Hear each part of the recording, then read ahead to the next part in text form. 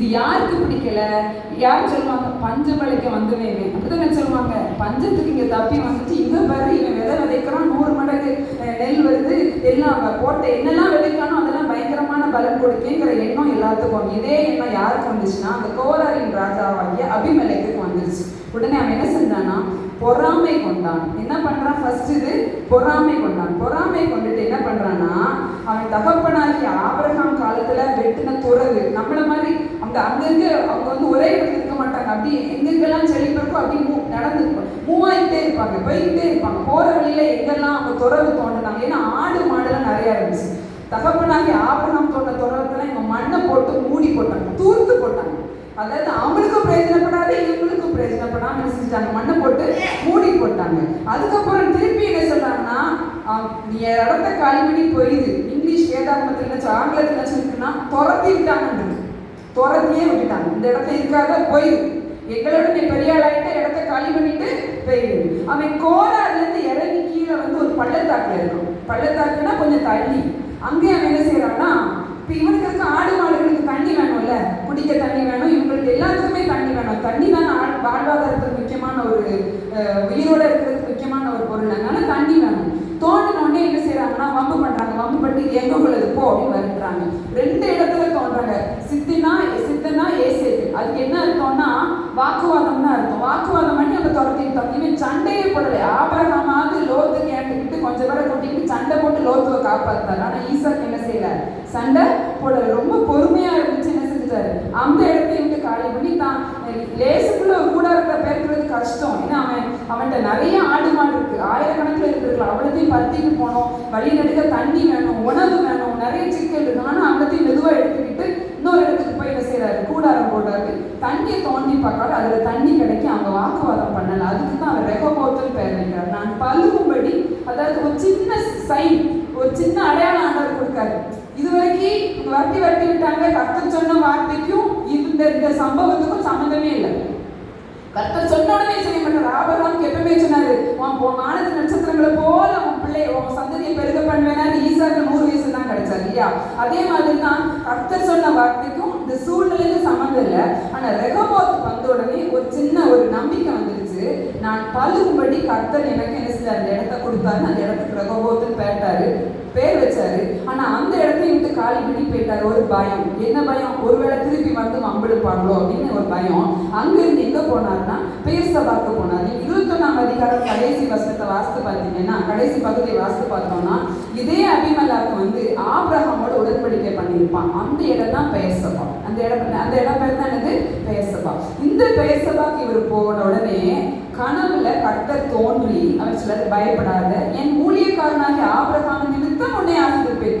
2ஆம் விஷயம் ஆண்டவர் அவனோட பேசுறாரு. இப்போ ஒருவேளை சொப்பனத்துல ஒருத்தரோட பேசும் பொழுது நான் நினைக்கிறேன், என்னுடைய கணிப்பு சரியா தவறான்னு தெரியல, சொப்பனத்துல ஆண்டவர் பேசும்பொழுது உடனே அந்த நேரத்துல முழங்கால் பண்ணிட்டு ஆண்டவருக்கு நன்றி செலுத்தி இருக்கணும். ஈசாக்கு முந்தின இந்த அதிகாரத்துல முன்பகுதியில ஆண்டவர் சொப்பனத்துல தோன்றி பேசும்பொழுது நன்றி செலுத்தினான்னு சொல்லப்படல.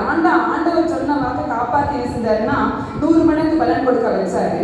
இப்ப இந்த பெயர்சபாவில போய் இருக்கும் பொழுது ஆண்டவர் சொப்பனத்தின் வழியாய் பேசினுடன் என்ன செஞ்சாருன்னா, உடனே அங்க ஒரு பலிபீடத்தை கட்டி கர்த்தரை தொழுது கொண்டான். அதாவது இங்க தொழுது கொண்டான்னு கொடுத்துருக்கு. ஆனா அங்க என்ன கொடுத்துருக்குமா, மொழிபெயர்ப்புல என்ன கொடுத்துருக்குன்னா கூப்பிட்டான்னு கூப்பிட்டுருக்கு. கால் த காட், அதாவது கடவுளை கூப்பிட்டாராம். எப்படி கூப்பிட்டுருப்பாரு? நீங்க தானே சொன்னீங்க எகிப்துக்கு போகாத, இங்க இருன்னு சொன்னீங்க. உங்க பேச்ச கேட்டு நின்ன உண்மைதான், 100 மடங்கு பலனை கொடுத்தீங்க, அது உண்மைதான். நீங்க சந்தோஷமா ஒரு இடத்துல குடியிருக்க விட மாட்டேங்காங்களே, விரட்டிக்கிட்டே இருக்காங்களே, கடைசி நான் வேற ஊருக்குலாம் வந்துட்டேன், உங்க பேச்ச கேட்டு தான் நான் வந்து ஒருவேளை ஆண்டவரை நோக்கி கூப்பிட்டுருக்கலாம். அந்த நேரம் பார்த்து என்ன நடக்கு அப்படின்னா, இவனை எங்க இருந்து துரத்தி விட்டாங்களோ அதே குரூப் இவனை தேடி வர்றது. அபிமெலேக்கும், அதாவது இதே 26ஆம் வசனம் 26ஆம் வசனத்தை எடுத்தது வாசிங்க. 26 எடுத்தவங்க வாசிங்க.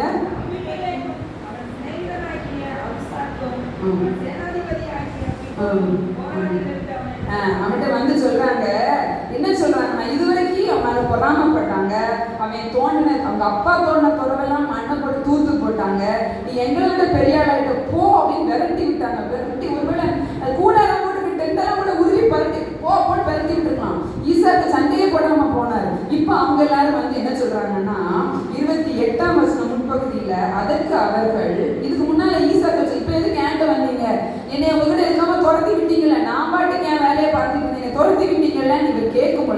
சொல்றாங்க, நிச்சயமாய் கர்த்தர் உம்மோடே கூட இருக்கிறார்.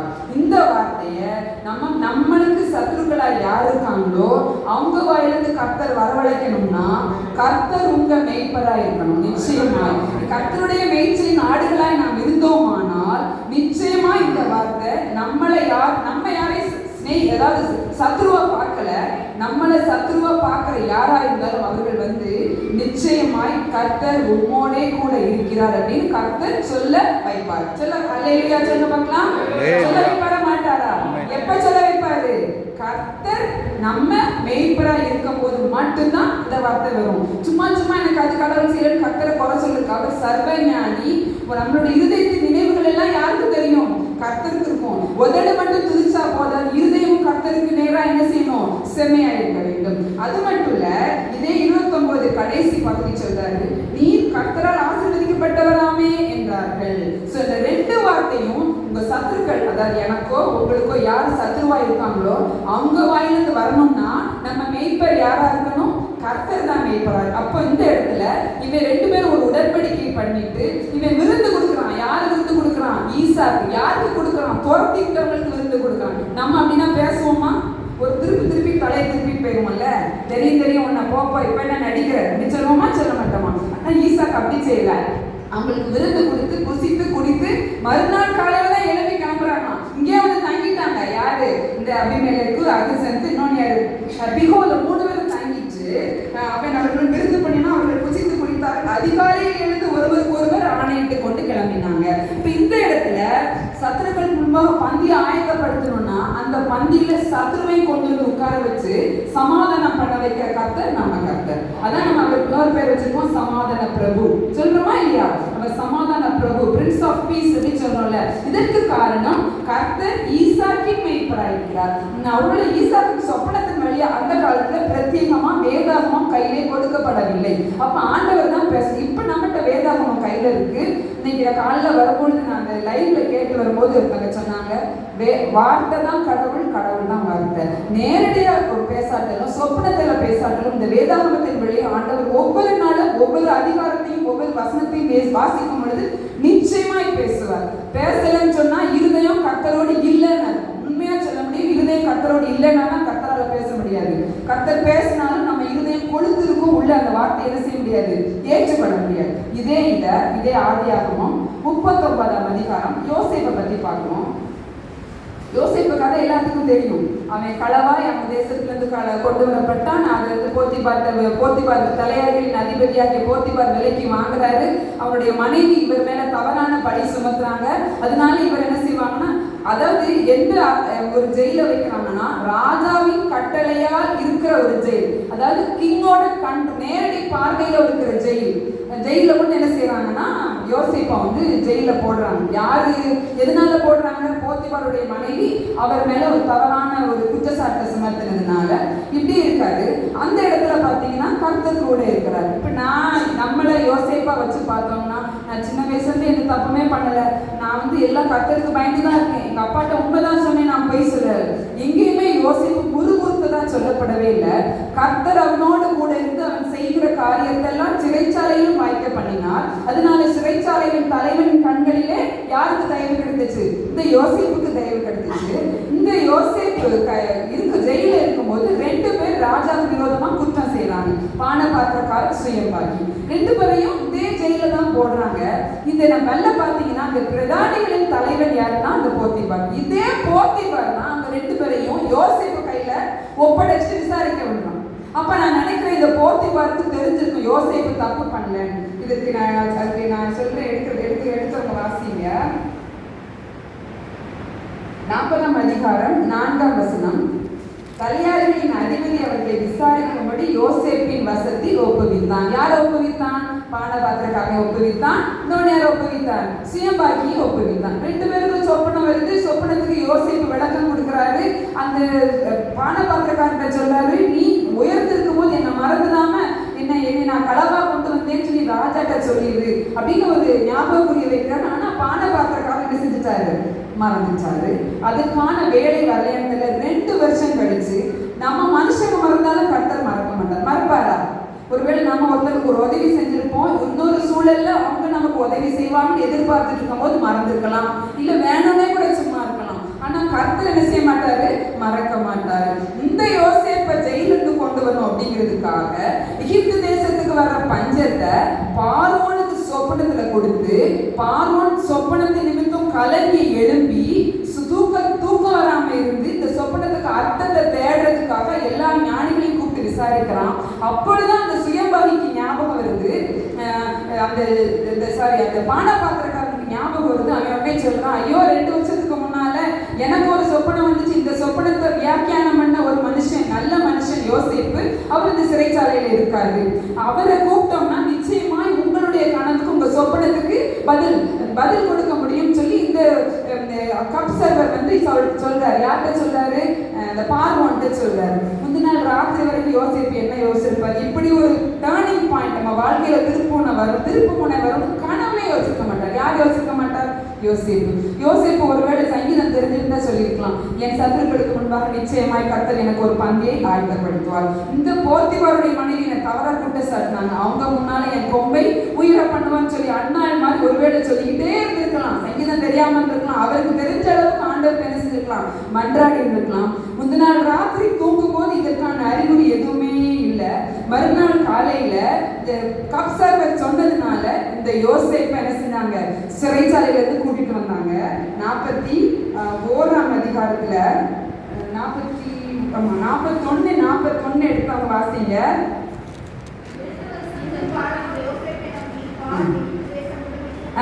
முதல்ல ஜெயில இருந்தவன் அடிமையா விலைக்கு வாங்கப்பட்டவனை என்னதான் ஆக்கினார் ஆண்டவர், எகிப்து தேசம் முழுமைக்கும் உன்னை அதிகாரி ஆக்கினேன்னு சொல்லி எந்த தேசத்து ராஜா அடிமைப்படுத்தி வச்சிருந்தாரோ அந்த ராஜா வாயிலிருந்து இதுதான் சத்துருக்களுக்கு முன்பாக பந்தி ஆயத்தப்படுத்துறது. இந்த செய்தி யாருக்கு போயிருக்கும், போத்திபாருக்கு போயிருக்கும். போத்திபார் மனைவி இதை கேள்விப்பட்டிருப்பாங்க இல்லையா, கேள்விப்பட்டிருக்க மாட்டாங்களா, எவ்வளவு பயந்துருப்பாங்க. அடடா நம்ம இவனெல்லாம் இவன் மேலாம் நம்ம தவறான பழி சுமட்டோம், இப்ப இவன் நினைச்ச அந்த போத்திபார் குடும்பத்தை வேரோட இருக்கலாம், ஆனா இதை செய்யல. அடுத்தது பார்வோன் தன் கையில் போட்டிருந்த தன் முத்திரை மோதிரத்தை கழட்டி அதை யோசேப்பின் கையிலே போட்டு மெல்லிய வஸ்திரங்களை, இந்த நாள் வரைக்கும் கைதிகள் போட்ட ட்ரெஸ் போட்டிருப்பாரு, களி சாப்பிட்டு இருந்திருப்பாரு, அப்படிதானே, நல்ல சாப்பாடே இருந்திருக்காது. அடிமைகள்லாம் ரொம்ப கேவலமா நடத்துவாங்க, அடிமைக்குன்னு ஒரு வஸ்திரம் உண்டு, அந்த வஸ்திரம் தான் போட முடியும். ஆனா இப்ப என்ன வஸ்திரம் போட்டுட்டாங்கன்னா மெல்லிய வஸ்திரம், அதாவது அரண்மனையில போடுகிற மெல்லிய வஸ்திரத்தை போட்டு விட்டார். பொன் சரப்பணியன் கழுத்திலே தந்தார். அது வரைக்கும் அடிமைக்கு உள்ள சிம்பாலிக் ரெப்ரசன்டேஷன் தான் கழுத்துல இருந்திருக்கும். ஆனா போட்டிருக்கிறது ராஜா கழுத்துல போட்டு ஒரு பெரிய ஆறு மாதிரி வந்து போட்டுட்டு இருக்காரு.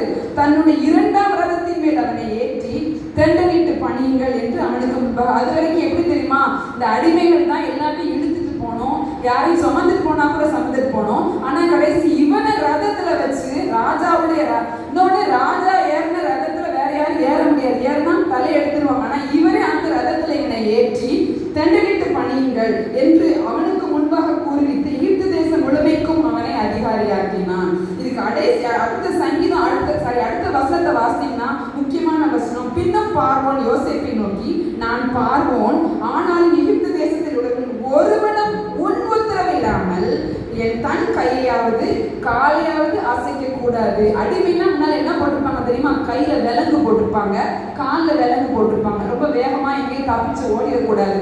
இன்னொன்னு அந்த காலத்து அடிமைக்கு சூடு வச்சிருப்பாங்க, அந்த அடிமைக்கு சிம்பல், அதை ஒரு அடையாளம் வச்சிருப்பாங்க, அதுதான் அடிமை.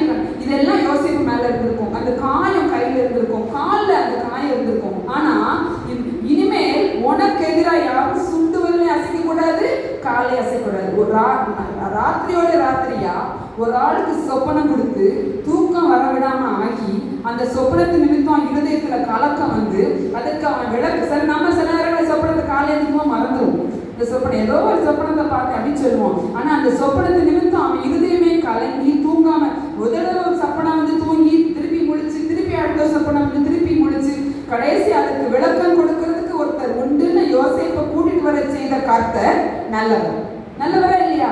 ஆமா, அவர் யாரு? மேய்ப்பர். இஸ்ரவேலின் மேய்ப்பர் தான் நம்ம மேய்ப்பர். அவர் தான் யோசேப்பின் சத்துருக்களுக்கு முன்பாக. இது போத்திபாருடைய மனைவிக்கு தெரிஞ்சிருக்கும்ல, போத்திபார் பார்த்திருப்பார்ல, அப்ப எப்படி இருந்திருக்கும்? அதான் சத்துருக்களுக்கு முன்பாக பந்தியை ஆயத்தப்படுத்துகிற தேவன் உங்களுக்கும் எனக்கும் மேய்ப்பராய் இருந்தால் நிச்சயமாய் நம்மளை என்ன செய்வார்? செய்வாரு? நம்முடைய கொம்பை என்ன செய்வாரு? உயர பண்ணுவார். இதுல யோசிப்பாங்க, தன்னை ஜெயில போட்ட யாரும் என்ன செய்யல? பழி வாங்கல. இந்த போத்திபார் மனைவி ஜெயில போட போய் தான் சுயம்பாகிக்கும் பண பாத்திரத்துக்கும் கனவு இவரால் விளக்க முடிஞ்சிச்சு. ஸோ கர்த்தரை தேடுகிற பிள்ளைகளுக்கு எதுவா இருந்தாலும் நன்மைக்கு ஏதுவாகத்தான் நடக்கும். கர்த்தர் மேய்ப்பராக இருக்கிறார் என்றால் நன்மைக்கு ஏதுவாய் நடந்து அந்த தீமையை நன்மையாக மாற்றுகிற தேவன் நம்முடைய தகப்பன் இல்லையா? அடுத்தது இதே மாதிரி யாத்திராகமம் 2ஆம் அதிகாரம், அதாவது 2:3-4 நம்ம வாசிச்சோம்னா மோசேயை பத்தி பார்க்கலாம். இதே மோசே வந்து ஒரு எகிப்து தேசத்தின் அரண்மனையெல்லாம் வளர்ந்தாரு. அது நம்ம எல்லாருக்கும் தெரியும். வளர்ந்தப்போ அங்கே ஒரு எபிரேயனும் எகிப்தியர்களும் சண்டை போடுறதை பார்த்து எகிப்தியரை வெட்டி மண்ணில் புதைச்சி வச்சிருவோம். மறுநாள் 2 ஒரே இனத்தார் எபிரேயர்கள் சண்டை போடும் போது அவன் சொல்லுவான், சண்டை போடாதீங்க, ஒரே ஆள் தானே, ஒரே இனம் தானே, எதுக்கு சண்டை போடுறீங்க? அப்போ இவங்க கொஸ்டின் கேட்ட உடனே இந்த இவன் கொலை பண்ண செய்தி வெளியே போயிருது. அப்போ இந்த பார்வோன் என்ன செய்யறாருன்னா மோசேயை கொல்றதுக்கு ட்ரை பண்ணாரு. யாத்திராகமம் 2ஆம் அதிகாரம் 15ஆம் வசனம் எடுத்த வாசிக்கலாம். மோசேயை கொலை செய்ய வகை தேடினான். அரண்மனையில தான் பிள்ளை மாதிரி வளர்த்த அந்த மோசையை தான் பார்வோன் இந்த செய்தியை கேள்விப்பட்டவன் என்ன செஞ்சாரு?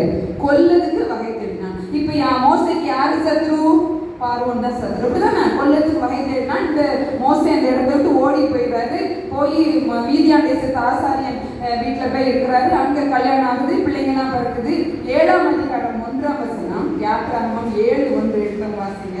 இந்த மோசை ஆண்டவர் கூப்பிடுறாரு, நீ வா, இஸ்ரவேல் ஜனங்களை அடிமைத்தனத்திலிருந்து மீட்டு வருது, நான் ஒன்றுதான் தெரிஞ்சிருக்கேன் வா அப்படிங்கிறது. இல்லை, நான் வரமாட்டேன், நான் திக்குவாயும் மந்த நாமும் உள்ளவன், என்னால முடியாதுங்கிறாரு. அப்ப ஆண்டவர் சொல்றாரு, எடுத்தவங்க வாசிங்க 7:1. கர்த்தர் மோசேயை நோக்கி, பார், உன்னை நான் பார்வோனுக்கு தேவனாக்கினேன், உன் சகோதரனாகிய ஆரோன் உன் தீர்க்கதரிசியாய் இருப்பான். கர்த்தர் மோசேயை நோக்கி என்ன சொல்றாரு? பார், நான் பார்வோனுக்கு உன்னை தேவனாக்கினேன். இந்த பார்வோன் தான் கொஞ்ச நாளைக்கு முன்னாடி இந்த மேபி எங்க அப்பாவா இருக்கலாம், மாமனாரா இருக்கலாம். பார்வோன்னா எல்லா ராஜாவுக்கும் பார்வோன் தான் பேர் வைப்பாங்க. அப்போ அந்த ராஜா தான் இவனை கொல்ல என்ன செஞ்சாரு?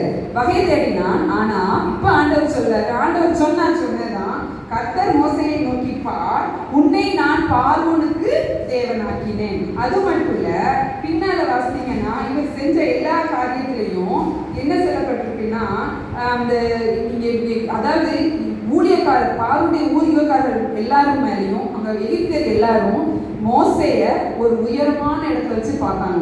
ஏன் உயரமான இடத்துல வச்சு பார்த்தாங்க? கர்த்தருக்கு கீழ்ப்படிந்து கர்த்தருக்கு சொன்ன கட்டளையின்படி இஸ்ரவேல் ஜனங்களை அதாவது மந்தை போல வழி நடத்தி எகிப்திலிருந்து கானானுக்கு கொண்டுட்டு போகணும். அதுக்காக ஆண்டவர் மோசையை தெரிந்தெடுத்தார். மோசை முதல்ல மாட்டேனாலும் திருப்பி கீழ்ப்படிந்து வராரு. அந்த இடத்துல கர்த்தருடைய வார்த்தையின்படி அவர் என்ன செய்யறார்? ராஜாட்ட போய் இஸ்ரவேல் ஜனங்களுக்காக ஏண்டிக்கிட்டு பேசுறாரு. பேசும் பொழுது ஒவ்வொரு வாதையா வருது. கடைசி வாதை வரும் பொழுது மோசை மேல ஒரு பயம் கலந்த ஒரு விதமான ஒரு கலக்கம் அவங்களுக்கு வருது. இந்த மோசை தான் நம்ம தேசத்துல இந்த ஜனங்களுக்காக போராடிட்டு இருக்காரு. அதனால இவரை பார்த்தோன்னே ஒரு மரியாதை, ஒரு பயம் வந்துருச்சு. இந்த இஸ்ரவேல் ஜனங்கள் வந்து அடிமைப்பட்டவர்களா இருந்தா கூட அவங்களுக்கு என்ன செய்யறாங்கன்னா, அவங்க போகும் பொழுது பொன்னுடைமைகளையும் வெள்ளி உடைமைகளையும் கேட்கும் பொழுது கொடுத்து அனுப்புறாங்க.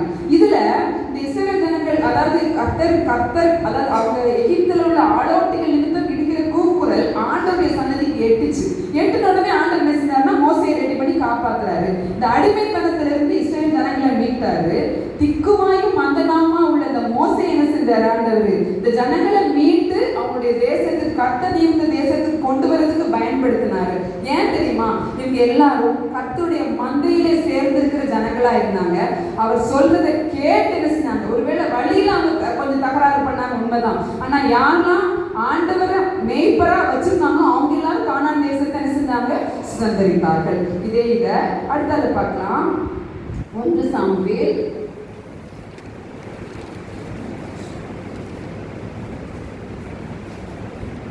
17ஆம் அதிகாரம் 42. 17ஆம் அதிகாரத்துல யாரை பற்றி சொல்லப்பட்டிருக்குன்னா கோலியாத்தையும் தாவீதை பத்தி பார்க்கலாம்.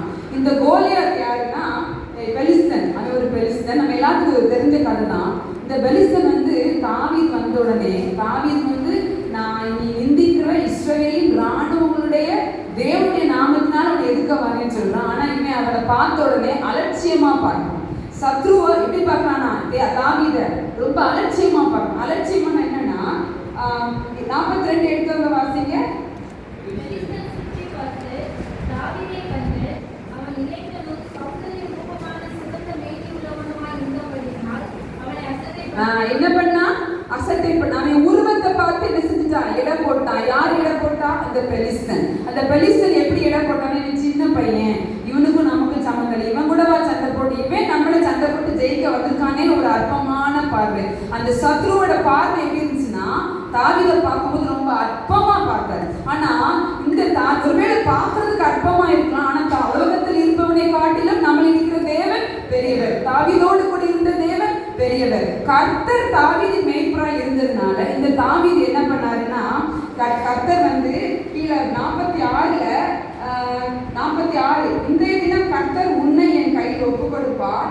நான் உன்னை கொன்று உன் தலையை உன்னை விட்டு வாங்கி பெலிஸ்தருடைய பாளையத்தின் பிணங்களை இன்றைய தினம் ஆகாயத்து பறவைகளுக்கும் பூமியின் காட்டு மிருகங்களுக்கும் கொடுப்பேன். அப்படி யார் சொல்றா?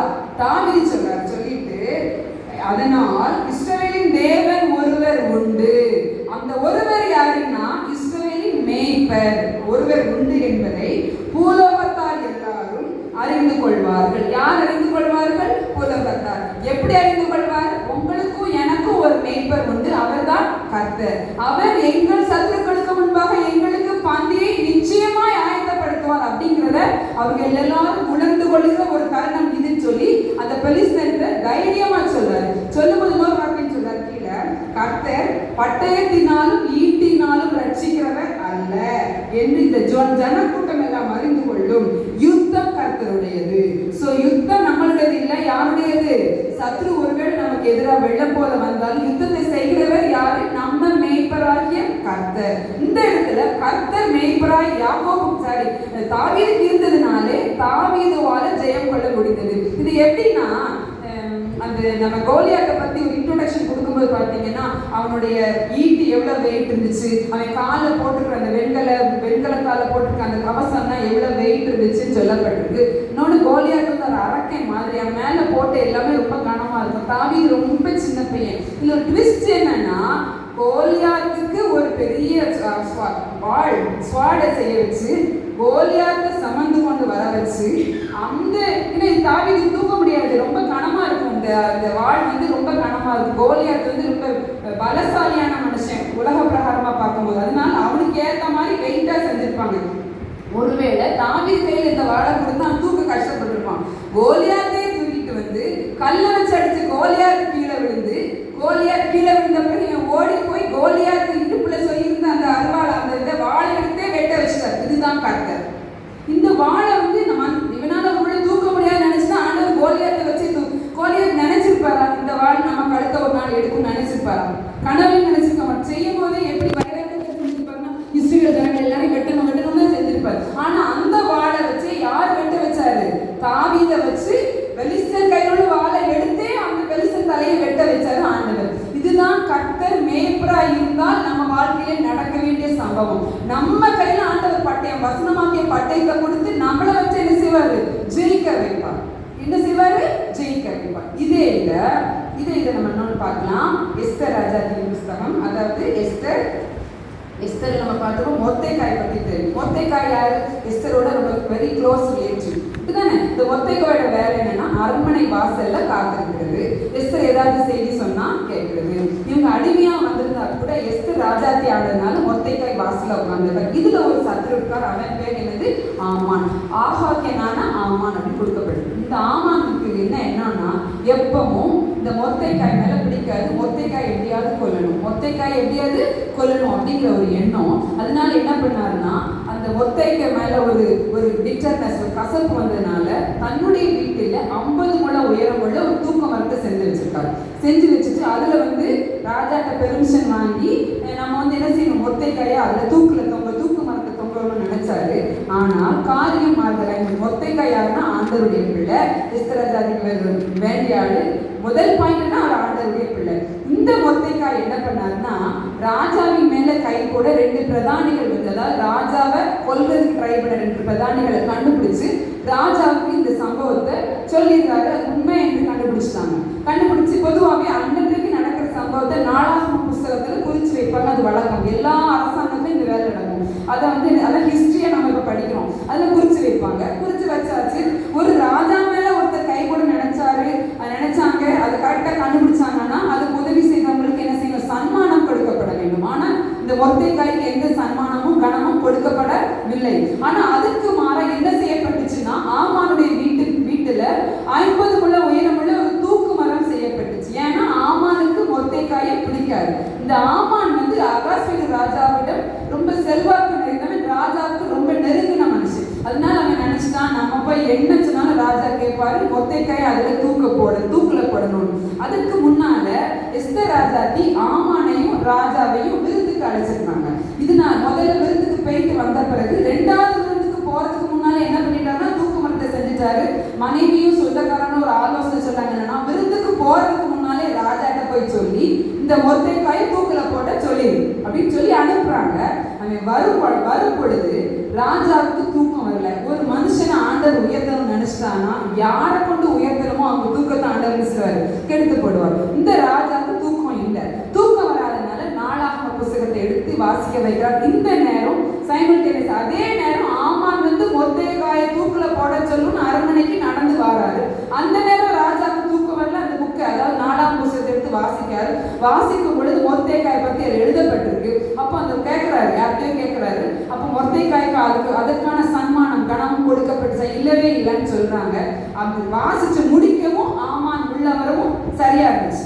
ஆமான் உள்ளவங்கன்னே கேட்கிறாரு, ஒரு மனுஷனை ராஜா கனம் பண்ணணும்னா என்ன செய்யணும்? ஆமான் மனசுல நினைச்சான், என்ன தவிர ராஜா யாரை கனம் பண்ணுவான்னு நினைச்சிட்டு என்ன சொல்லுவாருன்னா, ராஜா போட்டிருக்கிற வஸ்திரத்தை போடணும், ராஜா வச்சிருக்கிற பீடத்தை வைக்கணும், ராஜாவோட குதிரையில ஏறி கூட்டிட்டு போகணும், அப்படி நிறைய தன்னை வச்சே ஆமான் சொன்னாரு.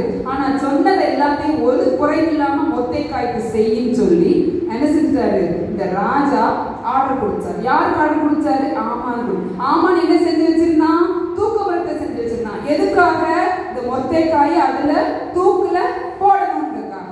ஆனா யார் தூக்கு மரத்தை செஞ்சு தூக்குல போடணும்னு வச்சிருந்தாங்களோ அவனை வச்சு அந்த மொர்தெகாயை அலங்காரம் பண்ண வச்சாரு. அலங்காரம் பண்ண வச்சுட்டு குடிப்போ சொல்றாரு, ராஜா கனம் பண்ண விரும்புகிற மனுஷனை ராஜா எப்படி கனம் பண்ணுவாருன்னு சொல்ல வைக்கிறார். இப்ப ஆமானுக்கு எப்படி இருந்திருக்கும்? நம்மள நினைச்சிட்டோமே, கடைசி மொர்தெகாயில என்ன செஞ்சாங்க? மேலே ஏற்றிட்டாங்க. ஆமான் வீட்டுக்கு போகும்போது எப்படி போயிருப்பாரு? முகம் கருத்து போயிருப்பாரு தானே. தூக்குல போகணும்னு நினைச்சு இவங்கள ராஜா கனம் பண்ணாரு. அதுக்கப்புறம் உள்ள சம்பவம் நமக்கு தெரியும். ஒரு கட்டத்துல இவன் ஆமானுடைய உண்மை தன்மை தெரிஞ்ச உடனே இந்த ராஜாவுக்கு வந்து ஒரு செய்தியை சொல்றாங்க, இந்த மொர்தெகாய் வந்து உங்களை காப்பாத்தினாரு, ஆனா அந்த மொர்தெகாயை தூக்குல போடுறதுக்கு ஒரு தூக்கு மரத்தை வந்து இவன் செஞ்சிருக்காங்க. இதை யாரு சொல்றாங்கன்னா, ராஜாவின் அரண்மனையில் உள்ளவர் 7ஆம் அதிகாரம் 9ஆம் வசனம். எடுத்தவங்க வாசிங்க.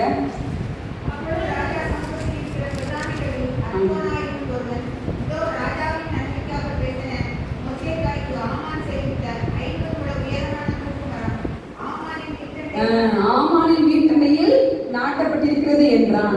அந்த தூக்கு மரத்திலே ராஜா என்ன சொல்லிட்டாருன்னா, ஆமான தூக்குல போட சொல்லிட்டாரு. ஏன் மொர்தெகாய்க்கு ஆண்டவர் அவ்வளவு உதவி செஞ்சாரு? மொர்தெகாயோட மேய்ப்பர் கர்த்தர். யாரு?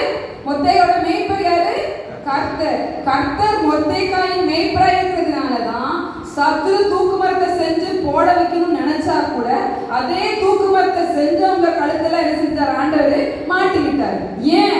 ஏன்னா கர்த்தர் மொர்தெகாயின் மேய்ப்பர். இங்க அந்த யோசேப்புக்கு கர்த்தர் மேய்ப்பரா இருந்தாரு. அதனால யோசேப்பு ஆண்டவர் என்ன செஞ்சாரு? பார்வோனை வச்சு உயர்த்தினாரு. இதே மோசேக்கு கர்த்தர் மேய்ப்பரா இருந்தாரு. அதனால கர்த்தர் என்ன செஞ்சாருன்னா, பார்வோனுக்கு உன்னை தேவனாக்குனேன்னு கர்த்தர் வாயில அறிக்கையிட வச்சாரு. இந்த மொர்தெகாய் வந்து கர்த்தருடைய பிள்ளையா இருந்ததுனால அவங்களுடைய சத்துருக்களுக்கு முன்பாக, அதாவது ஆமான் வீட்டாருக்கு முன்னால பந்தி ஆயத்தப்படுத்துறது மட்டும் இல்ல, அந்த சத்துருவை அதுல என்ன செஞ்சாரு? தூக்கிலே போட வைத்தாரு. அதே மாதிரிதான் நம்ம இந்த இவரை பார்க்கலாம். நம்ம வந்து யாரை பார்த்தோம்? தாவீதை பார்த்தோம். தாவீது அப்படிதான். இதே தாவீதை சவுல் கொல்ல நினைச்சுக்கிட்டே இருந்தாரு. இவர் ஓடி ஓடி போனாரு. இவர் சத்ருவா பார்க்கறது, சவுல் அவளை சத்ருவா பார்த்தாரு. ஆனா அவன் எப்பவும் ஈட்டிய சொருகணும் தாவீது மேல, ஈட்டிய வந்து அவன் மேல எரியணும்னு போகும்போதெல்லாம் அவன் விலகி ஓடினான்னு இருக்கு. ஆனா பாத்தீங்கன்னா கடைசி சவுலோட மரணம் எப்படி வந்துச்சுன்னா, பட்டயத்தை நட்டியுமே அது மேல விழுந்து செத்து போனோம். நம்ம சவுல் அப்படி சாகணும்னு நினைக்கல. ஆனா சவுல் வந்து தாவீது நல்லவனா இருந்தாலும் அவன்கிட்ட பொல்லாத ஆவி அவனை அவனுக்குள்ள இருந்து அவனை வேலை செய்ய விடும் போது என்ன செய்வானா, ஈட்டிய சுவரோட வச்சு தாவீதை தாவீது விலகி ஓடினான்னு சொல்லப்பட்டிருக்கு. ஆனா கடைசி அவனுடைய மரணம் எப்படி சம்பவிச்சது? பட்டயத்தை நட்டு இவன் அதுக்கு மேல இருந்து என்ன செஞ்சான்? செத்து போனான். யாரு? சவுல். ஏன் கர்த்தர் சவுலோட மேல இருந்தார். ஆனா என்றைக்கு சவுல் தன்னுடைய சுய பிரஸ்தாபத்தை நாடி, தன்னுடைய சுய மகிமையை நாடி, தனக்கு ஒரு தேசம் நட்டு ஆண்டவருடைய வார்த்தை கீழ்ப்படியாம போனானோ, சவுலை விட்டு கர்த்தர் என்ன செஞ்சாரு? விலகிட்டாரு. அப்ப அவன் கர்த்தருடைய மேய்ப்பர், கர்த்தர் தன் மேய்ப்பர்ன்றத அந்த அவருடைய அந்த மந்தையில் அவன் இல்லாம போயிட்டான். அதனால சத்துருக்களுக்கு அவனை என்ன செஞ்சார்? ஆண்டவர் ஒப்பு கொடுத்தார். ஆனா தாவீதுக்கு ஆண்டவர் என்ன செஞ்சாருன்னா கூட இருந்தார். ஏன் அப்படின்னா கர்த்தர் தாவீதின் மேய்ப்பராய் இருந்ததினால. இதை தானியேல் எடுத்துக்கொள்ளலாம். தானியேல் 6ஆம் அதிகாரம் 6ஆம் அதிகாரத்துல தானியேலை பத்தி எல்லாத்துக்கும் தெரிந்த சம்பவம் தான். இல்ல நான் தானியேல் வாசிக்கும் போது நான் கொஞ்சம் டீப்பா வாசிக்கும் போது எப்படின்னா, இந்த தானியேல், சாத்ராக், மேஷாக், ஆபேத்நேகோ எல்லாரும் இஸ்ரவேலின் ராஜாக்களின் வம்சத்துல உள்ளவங்க. சாதாரண மனுஷன் கிடையாது, ராஜா குலத்தவர்கள். அப்ப அவங்க அரண்மனையில எப்படி வாழ்ந்திருப்பாங்க நம்ம கொஞ்சம் கற்பனை பண்ணி. எசேக்கியா ராஜாவோட வாரிசுகள் தான் அங்கெல்லாம். அவங்க பேர பிள்ளைகள் அப்படிதான் அவங்க எல்லாரும். அப்ப அவங்க எப்படி அந்த அரண்மனையில வாழ்ந்திருப்பாங்க இஸ்ரவேல்? அவங்க எல்லாம் அடிமைகளா போகும்போது எப்படி போயிருப்பாங்கன்னா, ரொம்ப கேவலமா குடிப்பாங்களாம், கை காலெல்லாம் விலங்கு போட்டு நிர்வாணமா தான் ரோட்டு வழியா கூட்டு போவாங்களாம். கார்ல குதிரையெல்லாம் ரோட்டு வழி அப்படி இழுத்துக்கிட்டே போவாங்க. அப்ப தானியேலும் சாத்ராக், மேஷாக், ஆபேத்நேகோ அவங்க எப்படி வாழ்ந்திருப்பாங்க அரண்மனையில? அப்ப அவங்க நிலைமை எங்கேயாவது அவங்க முறுமுறுத்தாங்கன்னு சொல்லப்பட்டிருக்கா. கர்த்தர் அனுமதிச்சிருக்காருன்னு சொல்லிட்டு அமைதியா போயிட்டாங்க. அரண்மனையிலே போய் அவங்க எங்கேயாவது வாயை திறந்து முறுமுறுத்தாங்கிற ஒரு வார்த்தை சொல்லப்படவே இல்லை. சாத்ராக், மேஷாக், ஆபேத்நேகோவா இருந்தாலும் சரி, தானியேலா இருந்தாலும் சரி, அவங்க என்ன செய்யலைன்னா ஒரு இடத்துலையும் விரோதமாய் பேசவும் சிந்தையில் நினைத்ததாகவும் சொல்லப்படவில்லை. அவங்க அரண்மனையில தாவீது இருக்கிறாரு, தாவீதுல தானியேல் இருக்கிறாரு. தானியேல் மேல குற்றம் கண்டுபிடிக்கணும்னு அவங்க உள்ளவங்க எல்லாரும் அவர் மேல ஏதாவது பழி சுமற்றணும்னு அவரை உற்று நோக்கி பார்த்துக்கிட்டே இருக்காங்க. அதுல 6ஆம் அதிகாரம் 4ஆம் வசனத்தை வாசித்தீங்கன்னா, அப்பொழுது பிரதானிகளும் தேசாதிபதிகளும் ராஜ்யத்தின் விசாரிப்பிலே தானியேலை குற்றப்படுத்தும்படி முகாந்திரம் தேடினார்கள். ஏதாவது ஒரு தவறு கண்டுபிடிப்போமா, தானியேலை மாட்டி விடுமானே பார்த்துட்டு அவங்க வேலையை அதுதான். தானியேலை மாட்டி விடணும், தானியேல் ராஜாக்கிறது, ராஜாக்கும் தானியேலுக்கும் உள்ள நல்ல ரிலேஷன்ஷிப்பை கெடுக்கணும் அப்படின்னு எண்ணம். ஆனாலும் ஒரு முகாந்திரத்தையும் குற்றத்தையும் கண்டுபிடிக்க அவர்களுக்கு கூடாது இருந்தது. கண்டே பிடிக்க முடியும். அவ்வளவு கரெக்டா இருந்திருக்காரு தானியேல். அவன் உண்மை உள்ளவனாய் இருந்தபடியால் அவன் மேல் சுமத்த யாதொரு குற்றமும் குறைவும் காணப்படவில்லை. எந்த குற்றமும் அவன் மேல சுமத்ததுக்கு அவங்களால என்ன செய்யல முடியவே இல்லை. என்னெல்லாமோ ட்ரை பண்ணாங்க. கடைசி சொன்னாங்களாம், அவன் கடவுள் ஒருத்தர் வழிபடுறாரு, அந்த விஷயத்தை வச்சு இவனுக்கு ஒரு ஆப்பு வைப்போம்னு நினைச்சாங்க. நினைச்சிட்டு ராஜாட்ட போய் சொல்றாங்க, நீங்க ஒரு ரூல் போடுங்க, குறிப்பிட்ட நாட்கள் வரைக்கும் யாரும் உங்களை தவிர்த்து வேற யாரையும் வழிபடக்கூடாதுன்னு ஒரு சட்டம் போடுங்கன்னு சொல்றாங்க. சட்டம் போட்டு சட்டத்தை அவன் ஒரு சீல் பண்ணி சட்டம் போட்டாச்சு. ஆனா தானியேல் சட்டையே பண்ண வழக்கம் போல பலகணிகளை திறந்து இஸ்ரவேலுக்கு நேரா முழங்கால போட்டு 3 நேரம் ஆண்டவர் நோக்கி என்ன செய்யறாரு? கூப்பிடுறாரு. இதை யாரு பாக்குறா? இவன் மேல குற்றம் பிடிக்கணும்னு பார்த்தாங்கல்ல, அவங்க பாக்குறாங்க. பார்த்துட்டு போய் ராஜா சொல்றாங்க, நீங்க ஒரு சட்டம் போட்டீங்களா? ஆமா. யாரும் மீறக்கூடாது. ஆனா அந்த தானியேல் பாருங்களேன், 3 நேரமும் அந்த ஜன்னலை திறந்து வழக்கம் போல எருசலேமை நோக்கி, எருசலேம் தேவாலயத்தை நோக்கி ஜெபம் பண்றானே, அவன் கடவுளை கூப்பிடுறானே. நீங்க போட்ட சட்டத்தை மாத்த கூடாதுல்ல, போட்டா அதாவது அதை மீறினா சிங்க கவியில போடணும் சட்டம் போட்டிருக்கீங்களே அப்படின்னு இவன் என்ன செய்யறாங்க? ராஜாவை உசுப்பேத்தி விடுறாங்க. ஆனா ராஜாக்கு தானியேலை சிங்க கவியில போடுறதுக்கு மனசு இல்லை. சாயங்காலம் வரைக்கும் காப்பாற்ற முயற்சித்தான். ஆனா இல்ல, நீங்க போட்டுதான் எல்லாரும் உறுதியா சொன்ன உடனே ராஜா என்ன செஞ்சாருன்னா, ரொம்ப வருத்தத்தோடு இந்த ராஜா இவனை சிந்திக்கவில போட்டுட்டு மூடிட்டாங்க. ஆனா விடிய இந்த ராஜாவுக்கு தூக்கமே வரல. அவன் கீதவாத்தி முதநாட்களை வெறுத்து எப்ப விடியும் அப்படின்னு இருந்தான். காலையில போய் தானியேல் இருந்த அந்த சிங்கக்கவி கிட்ட போய் சொல்றாரு. 6ஆம் அதிகாரம் 20ஆம் வசனம் ராஜா கெபியின் கிட்டே வந்தபோது துயர சத்தமாய் தானியேலை கூப்பிட்டு, எப்படி கூப்பிடுறாரு? அழுதுகிட்டே கூப்பிட்டுக்கலாம். ஐயோ தானியேலே இருக்கியா இல்லையா அப்படிங்கிற மாதிரி கூப்பிட்டாரு.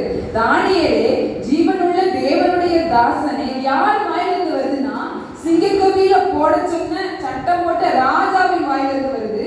ஜீவனுள்ள தேவனுடைய தாசனே, நீ இடைவிடாமல் ஆராதிக்கிற உன் தேவன் உன்னை சிங்கங்களுக்கு தப்புவிக்க வல்லவராய் இருந்தாரா என்று தானியேலை கேட்டான். எப்படி கேட்கிறாரு?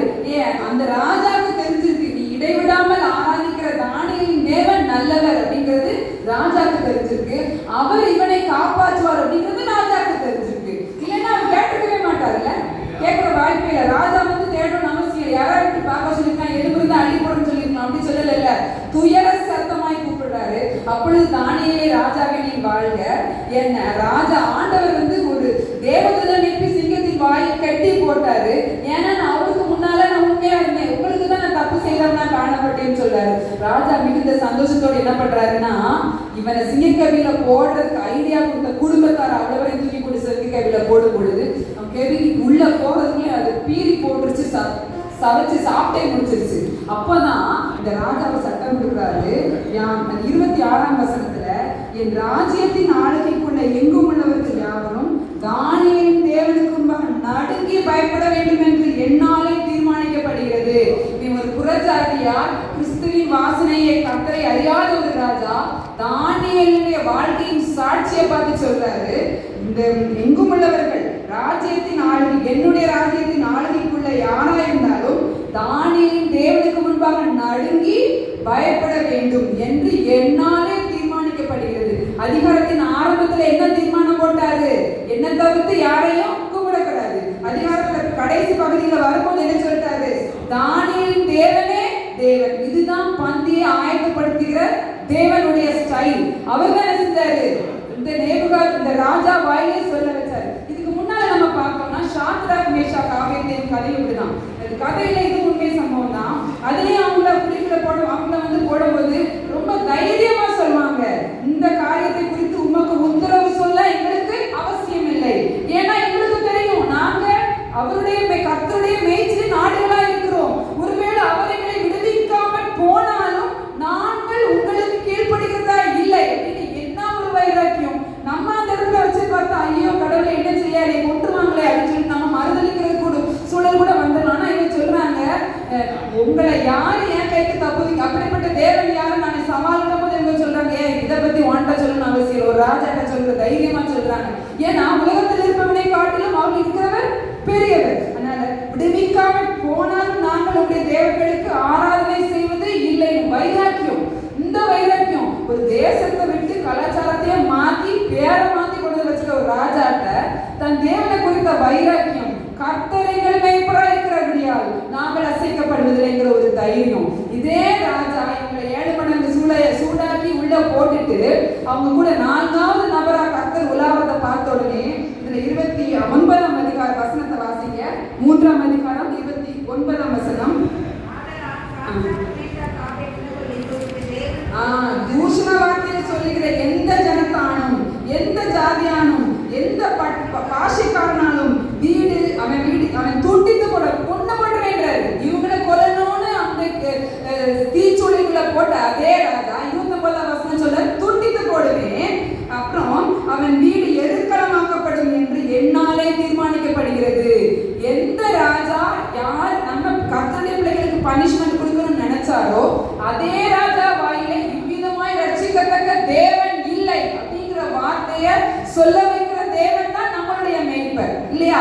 ஆமாவா இல்லையா? இது பழைய ஏற்பாடுல மட்டுமா? புதிய ஏற்பாடுல பாருங்க, அப்போஸ்தலர் 17ஆம் அதிகாரம் 17ஆம் அதிகாரத்துல பவுலும் சீலாவும் சிறைச்சாலையில வச்சிருப்பாங்க. இதுக்கு முன்னால் உள்ளது வாசித்து பார்த்தீங்கன்னா, இவங்க வந்து வழக்கமா ஜெபம் பண்ற இடத்துக்கு போகும் பொழுது குறி சொல்லுகிற ஆவியுடைய ஒரு பெண்மணி பின்னாலே வந்து டெய்லி வந்து இவங்க உன்னதமான தேவனுடைய குமார ரட்சிப்பின் ஐஸ் வைக்கிறது வந்து. நான் ஒண்ணு சொல்லுவேன், நம்ம கூட தேவ பிரசன்னமும் அந்த பாஸ்டர் சொன்ன மாதிரி மேகமும் அபிஷேகமும் நிறைந்தவர்களா இருந்தா அசுத்தாவியால நம்மளை கிராஸ் பண்ண முடியாது, தன்னாலே அறிக்கைட்டு வெளியே ஓடிடும். அது வந்து இவங்களை ஐஸ் வைக்குது வந்து சொல்லுது, இவங்க அப்படிப்பட்டவங்க ரட்சிப்பின் வழியை அறிவிக்கிறாங்க. உடனே பவுலுக்கு சீலாவும் அவங்களுக்கு ஆவிகளை அதாவது பகுத்தறிகிற அந்த தன்மை திரும்பி பார்த்து போய் விளைவிட்டு அப்படின்னு சொன்ன உடனே செஞ்சிருச்சு. அந்த குறி சொல்கிற ஆவி அந்த பிள்ளையை விட்டு போயிருச்சு.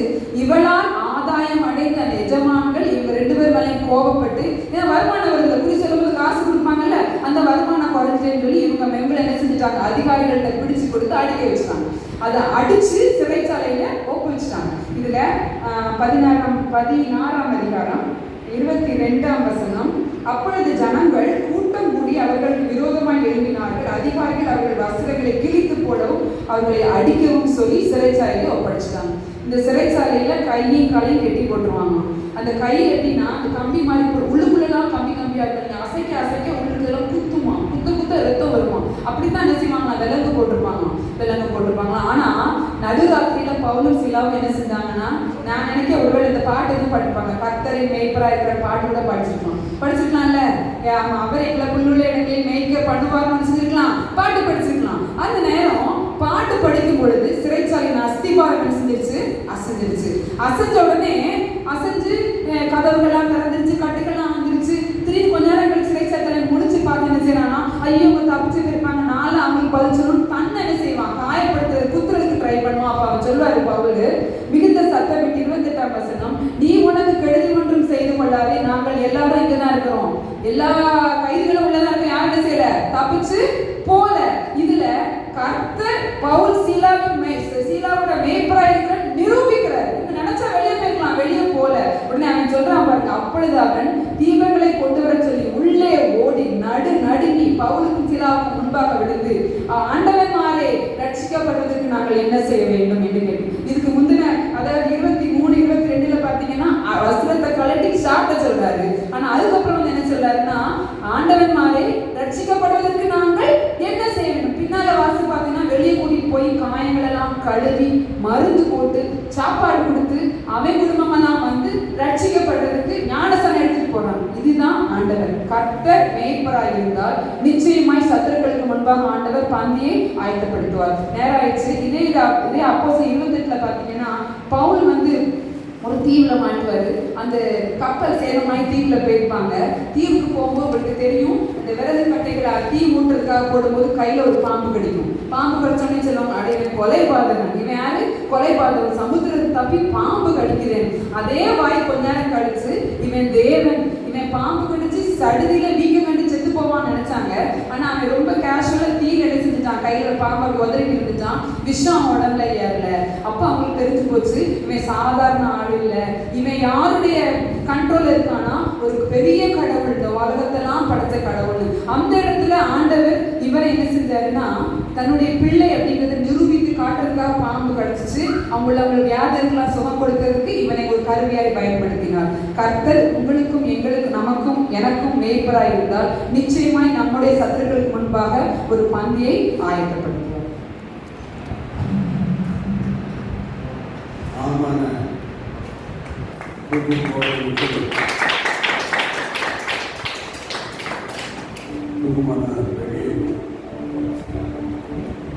ராஜா பேசவா